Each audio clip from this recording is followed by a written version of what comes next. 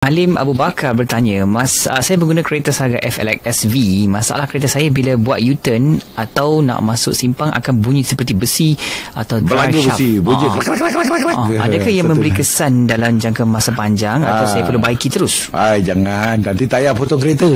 Tayar potong kereta bila dia patah atau dia tercabut. Sebab dia tak ada groove. Groove parit-parit gear tu untuk drive shaft tu dah tak ada. Dia dah bulat. Bila dah bulat, tayar bulat dan vibration, dia akan potong, putus, dia akan potong tayar kereta belakang, tayar depan. Tayar potong kereta makna dia. Jadi tak boleh, dia kena repair segera. Akibat daripada kenderaan tidak bergerak, kita memulas steering ke kiri atau ke kanan. Tak boleh. Kereta berhenti statik, kita jangan pulas steering. Nak buat parking, tak boleh. Kena badan kenderaan bergerak baru kita boleh pulas steering untuk menjaga keselamatan drive shaft.